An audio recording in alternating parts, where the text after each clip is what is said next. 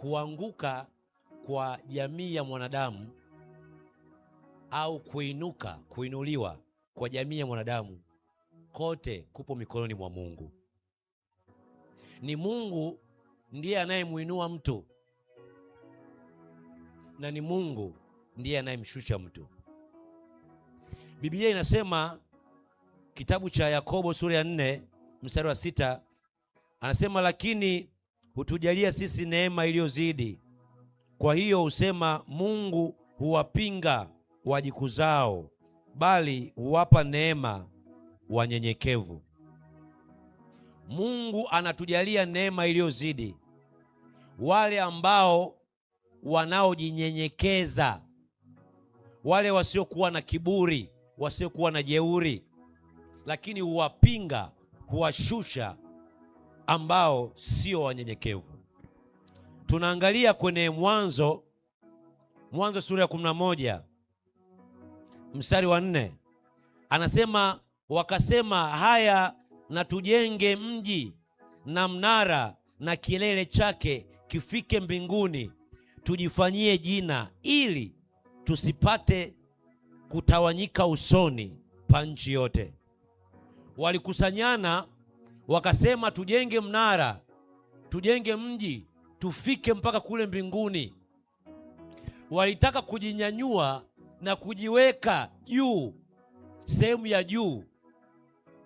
Msemo huu au mazungumzo haya yalikuwa yanaonyesha aina ya jeuri, aina ya kutokuwa na unyenyekevu, aina ya kuwa na kiburi ndani ya mioyo yao.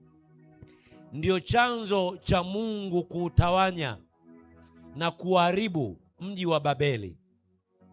Walitamani kufika kule ambapo Mungu alipo. Katika akili zao za kibinadamu walijua watakapojenga mnara mkubwa na mji mkubwa, basi watamfikia Mungu kule walipo. Mawazo yao ya kibinadamu yalikuwa ni finyo. Bwana Yesu asifiwe sana. Nisikilize vizuri. Amezungumza kwenye kitabu cha Mithali sura ya 16 Mithali 16 mstari wa 18, anasema kiburi hutangulia uangamivu na roho yenye kutakabari hutangulia maanguko. Siku zote anguko la sisi wanadamu linatokana na chembe za kujiinua, pride, chembe cha kiburi ndani ya mioyo yetu. Bwana Yesu asifiwe sana. Kwa hiyo muda wote unaponionyesha mtu mwenye moyo wa kiburi ndani yake, nitakuonyesha anguko au kushushwa kulioko mbele yake. Iwe katika ndoa, iwe katika biashara, uwekezaji, iwe katika utumishi au maisha tunayoishi kwa ujumla. Chembe za jeuri, kiburi, majivuno inapoinuka ndani ya mioyo yetu, kuna anguko linakuja mbele yetu. Bwana Yesu asifiwe sana. Kwa hiyo ili tuweze kuona mpenyo kwenye kila eneo la maisha yetu, lazima tuwe na moyo wa unyenyekevu, moyo wa kujishusha. Anasema kwenye Isaya 14, tumesoma pale Isaya 14 mstari wa 12 hadi wa 14. Anasema jinsi ulivyoanguka kutoka mbinguni, nyota ya alfajiri, mwana wa asubuhi. Anamzungumzia Lucifer, yeye aliyekuwa kerubi wa Mungu. Anasema umesema moyoni mwako, nitapaa kupita nyota za Mungu, nitafanana naye aliye juu. Lucifer akiwa kama kerubi wa Mungu alijifananisha ndani ya moyo wake, alitamani nafasi ya Mungu. Ni sawasawa na hawa kwenye Mwanzo 11 mstari wa 4, walitamani kujenga mnara wa Babeli wamfikie Mungu. Siku zote mwanadamu anapotaka kujifananisha na kujiona yeye hastahili kumtegemea Mungu aliyemuumba, siku zote kuna anguko linakuja mbele yake. Ndio maana nasema amtegemeaye mwanadamu amefanyaje? Amelaaniwa. Mungu alipotuumba sisi wanadamu, anategemea kutuona matumaini yetu, mategemezi yetu ndani ya moyo wetu. Tunamtegemea yeye aliyeumba, aliyetuumba. Bwana Yesu asifiwe sana. Anasema kwenye Ezekiel 28 mstari wa 12 hadi 17, anasema moyo wako ulijivuna kwa sababu ya uzuri wako, nikakutupa chini. Moyo wako ulijivuna kwa sababu ya uzuri wako. Fahari za kidunia, jeuri na kiburi cha kidunia ndicho kinasababisha mtu atengenezewe mazingira ufanyaje, ya kushushwa chini. Timotheo wa kwanza sura ya 3 mstari wa 6 anatoa sifa za askofu. Moja ya sifa ya askofu awe ni mtu ambaye anamjua Mungu, asiwe ni mtu wa majivuni. Anasema mstari wa 6, Timotheo wa kwanza sura ya 3, asije akajivuna akaanguka katika hukumu ya Ibilisi.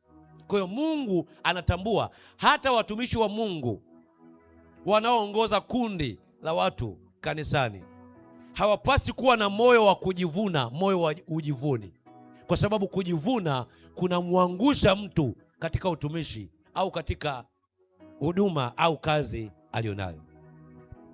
Ufunuo sura ya 12 tayari tumeandika pale. Ufunuo 12 mstari wa 7 hadi wa 9 inaeleza vita iliyotokea mbinguni, ambapo joka ambao shetani na malaika wake wale walioasi walishindwa na wakatupwa duniani kwa sababu ya uasi wao. Uasi wao ulionekana wapi? Ulionekana ndani ya mioyo yao. Lucifer, shetani ibilisi, alipoasi sio kwamba alifanya action, alikuwa anawaza ndani ya moyo wake, nataka niwe sawa na Mungu, nitaenda sehemu ya juu. Uasi ulipoonekana ndani ya moyo wake, ndiyo sababu ya kutupwa na kushushwa chini pamoja na jeshi la malaika wake walioasi. Yesu Kristo akiwa na wanafunzi wake kwenye Luka sura ya 10 mstari wa 18, Yesu alisema, nilimwona shetani akianguka kutoka mbinguni kama umeme. Mara baada ya kuasi, anasema nilimwona shetani akianguka kutoka mbinguni kama umeme. Biblia inasema kwenye Yeremia sura ya 17, andika Yeremia 17 mstari wa 9 na wa 10, anasema moyo huwa mdanganyifu kuliko vitu vyote, una ugonjwa wa kufisha, ugonjwa wa kuua, ni nani awezaye kujua? Moyo wa mwanadamu ni mdanganyifu, una ugonjwa wa kuua. Mstari wa 10 anasema mimi Bwana, Mungu anasema mimi Bwana na uchunguza moyo na kuvijaribu mioyo ya ndani, ili kumpa kila mtu kwa kadiri ya njia zake, kwa kadiri ya matunda ya matendo yake. Moyo wa mwanadamu ni mdhaifu, una vimelea vya mauti ndani yake, vimelea vya kuua, una vimelea vya uasi na uharibifu. Ni Mungu ndio anaweza kachunguza na kujua yale tunayoyawaza ndani ya mioyo yetu. Ndio maana msemo wa Kiswahili unasema moyo wa mwanadamu ni nini? Ni kichaka.